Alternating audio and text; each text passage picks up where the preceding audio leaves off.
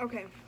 Hello. So our topic is president addresses, and the speech I'm gonna be reading is. Oh my god. Hold on. Let me take my gum out. Okay. The speech I'm gonna read is the Space Shuttle Challenger Tragedy Address by Ronald Reagan. So let me start. Okay. Ladies and gentlemen, I'd planned to speak to you tonight to report on the State of the Union. But the events of earlier today have led me to change those plans. Today is a day for mourning and remembering. Nancy and I are pained to the core by the tragedy of the Shuttle Challenger.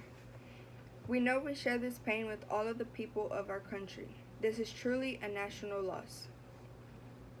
19 years ago, almost to the day, we lost 3 astronauts in a terrible accident on the ground, but we've never lost an astronaut in flight. We've never had a tragedy like this, and perhaps we've forgotten the courage it took for the crew of the shuttle, but they, the Challenger 7, were aware of the dangers, but overcame them and did their jobs brilliantly. We mourn 7 heroes: Michael Smith, Dick Scobie, Judith Resnick, Ronald McNair, Ellison Onizuka, Gregory Jarvis, and Krista McAuliffe. We mourn their loss as a nation together. For the families of the 7, we cannot bear, as you do, the full impact of this tragedy. But we feel the loss, and we're thinking about you so very much.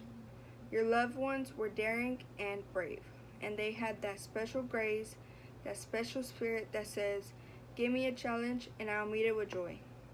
They had a hunger to explore the universe and discover its truths. They wished to serve, and they did. They served all of us. We've grown used to wonders in this century. It's hard to dazzle us, but for 25 years, the United States space program has been doing just that. We've grown used to the idea of space, and perhaps we forget that we've only just begun. We're still pioneers. They, the members of the Challenge crew, were pioneers. And I want to say something to the school children of America who are watching the live coverage of the shuttle's takeoff.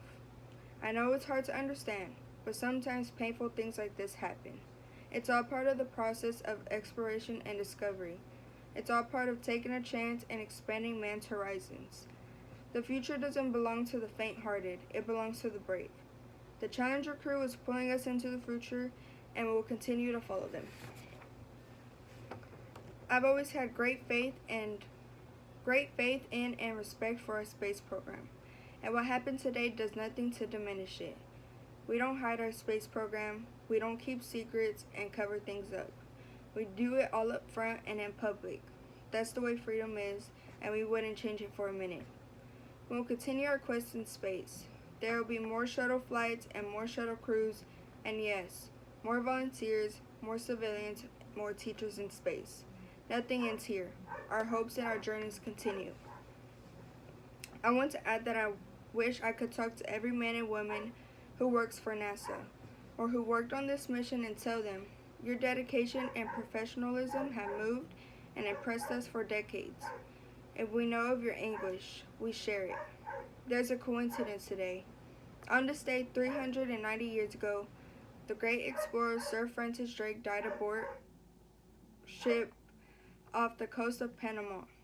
In his lifetime, the great frontiers were the oceans, and a historian later said, he lived by the sea, died on it, and was buried in it. Well, today, we can say of the Challenger crew, their dedication was, like Drake's, complete.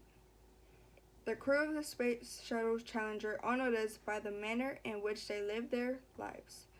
We will never forget them, nor the last time we saw them.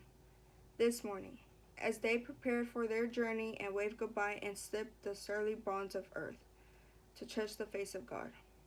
Thank you. Okay.